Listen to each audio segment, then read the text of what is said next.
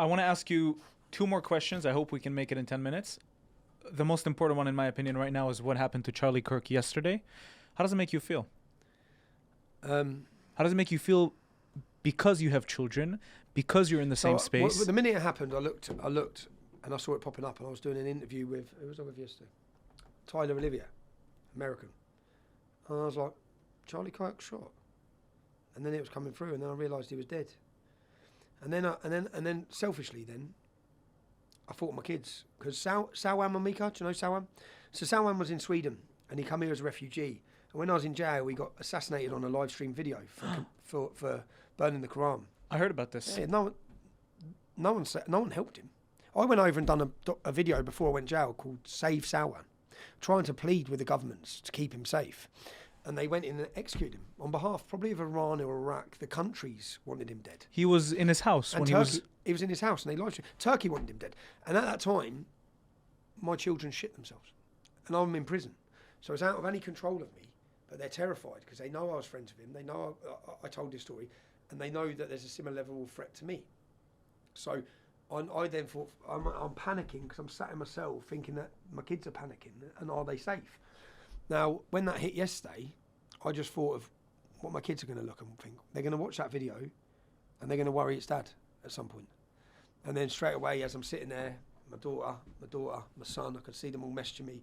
And then I'm thinking that of how scared they're going to be of that. And then I'm looking today, and it was only today, and then I'm looking at his wife, his kids. He wasn't unfair. Like, but I've confronted, in a way, jihadists. He just exercised his speech for debate and encouraged debate and discussion. He was a great man, and he spoke up for me. I think only now we'll realise how great the world will realise what a man he was and what legacy, just in those years. He only got to 31. What could he have got to? And I believe that he was, if you listen to what he was saying, which I was excited by, someone with his recognition and his following was speaking honestly about the dangers of Islam to America. That's what he started talking very openly about. Islamic immigration, we have to stop this to save America. And now he's dead. And we're, as I said, we've been trying to quickly make videos. We've got our event in 2 days. Our event is about free speech. And he has just took a bullet for free speech. He's took a bullet for every one of us who believe in free speech, in the core principles that founded America and the rights. And I just think if his kids are going to grow up now, and I'm looking at his wife, and obviously I correlate with myself. When I'm watching it, I'm thinking of my own family at the same time, and what. But he didn't do anything like this. And the political violence that's been encouraged by the left, by governments, they've literally put targets on us all. They've justified and dehumanised us to think that whoever's killed him, we're yet to find out, but it's a sniper shot. It's a professional sniper shot. It's a kill shot. So if we ever find out, but he was that influential in waking up the next generation. Now, you have to understand that globalist powers, corporations, have spent billions in a generation to try and weaken the next generation, to try and indoctrinate them. When someone like him comes along, he's a danger to their plan. We're all, not on his level, but we're probably a danger to their plan. What we're doing with the United Kingdom, if we put 1 million people together tomorrow. So I guess threat levels, risk levels, it made me think a lot. Not that I haven't thought already. There's 6 Muslims in jail now who've got 30 years. They got caught with guns and bombs on the way to kill us then. This was years ago. So I've been awake to the threat.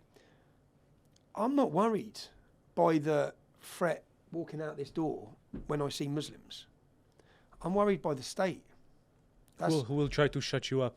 Who will try to shut you up and destroy you, but wreck you and ruin you and your family in any way, in every way possible. Shut down on PayPal, shut down on MailChimp, shut down every bank in the UK, can't get a bank, can't operate. They make your life impossible. There is no, I don't know if America understands, like, there's no free speech in Europe.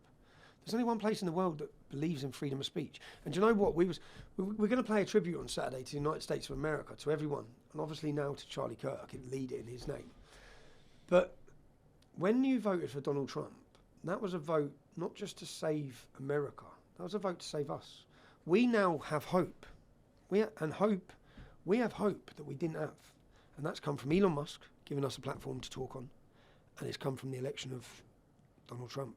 And knowing that J.D. Vance and Donald Trump are battling against the European Union, battling against our tyrants in power who wish to take our speech. No British politicians are fighting for our speech. Americans are.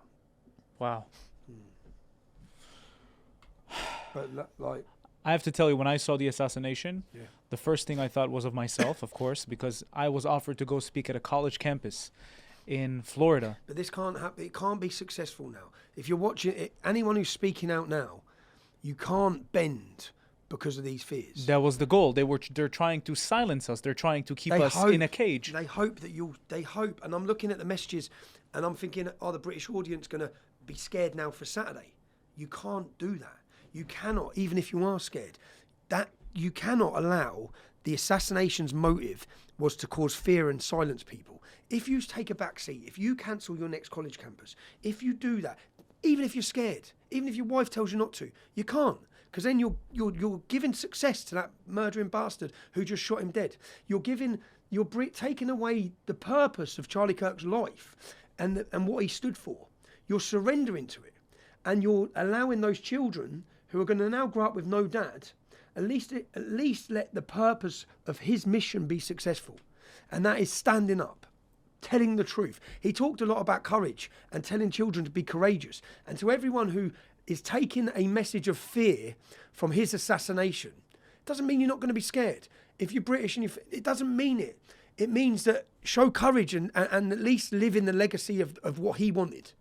So I think that only now the world will now realise the genius and the ability that man had. As I'm sitting going through, only even just into the night and this morning, and the influence he had, and it's an attack on every one of us, man. It's an attack on every one of us. Last question. Yep. Behind all the court cases, prison, headlines, what do you do for fun? What do I do for fun? What do you do for fun? What do you want to cleanse your soul a little bit? You want to enjoy with your family. This is fun. Podcasting is fun? No, taking on Islam's fun. Enjoyable. It's fucking great. Come and get involved. No, it's not. What do I do for fun? I have a beautiful family. I enjoy lots, man. Do you know what I've started doing, which I wish I would have done, is if I could relive my life, I never understood the importance of physical exercise. Yeah. And only when I went through a pretty dark place, when I got divorced, when I was deplatformed, when I was censored, I was invisible, I was struggling, and it was at that point that I found exercise and gym, and I then now know the massive importance of it, and nature. I go on hikes. I like walking for fucking hours, usually because I'm on this, but and taking time. So I enjoy that, and I've got that embedded that into my son, who become really fit and healthy. So I just enjoy spending time with my kids, but I enjoy exercise and gym, and I enjoy lots, man. I used to enjoy football till they started getting on the knees. I used to be football crazy. And then when they started getting on the knees for Black Lives Matter, it's like you took the love out of it. You've ruined it for us. You've politicised the sport that we go to get away from politics. You started sticking rainbows on your armbands and on flags and that. It just done my head in. So yeah, for fun, spend time with my family, man. Do you know, sometimes I sit there and think, a normal life, I haven't got a normal life. I'll never have a normal life. I've sacrificed a normal life. But I've not just sacrificed a normal life for me, I've sacrificed a normal life for my family. So I sit here sometimes to think, peace, man. I wouldn't mind just a peace, because I don't really have I'm always waiting. When I walk out of here, I'll have to be ready. And it's pretty tiring at times. That is. But then I found finding a place of safety where I can relax, which I ended up 3 years ago leaving the UK. And that's what I do now. I come here, I go mad, and then I just jet off. And then people say, he's always on holiday. He's always on holiday. I think, I ain't got a home. I don't have a home. I can't have a home. What if I had a home? I said, people will come to my home. They'll find my home. So I live in Airbnbs. Mad. I think you went vacationing not too long ago, and somebody said that you fled the country? Yeah, well, that was after the incident at St Pancras, where some lad come up to me. And even when you look at that scenario, like, I was confronted. I was the victim. I defended myself, and I'm not going to apologise for defending myself. Of course. And otherwise, when people pick my flaws, they say, "Oh, well, this and that." I think it was never going to be nurses that stood up against Islam and jihad, you idiots. Yeah, you've got to be of a certain mindset to think I'm not backing down to this. And I think that all Englishmen and British men, not just Englishmen actually, I need to unite the whole of Britain, because the Welsh are mental and strong, and so are the Scots, and so are the Irish. There's some dangerous, we've rivaled them at football for years, but I think that we need to remember who we are, and we're not weak, and we're certainly not cowards. I agree. And we never have been.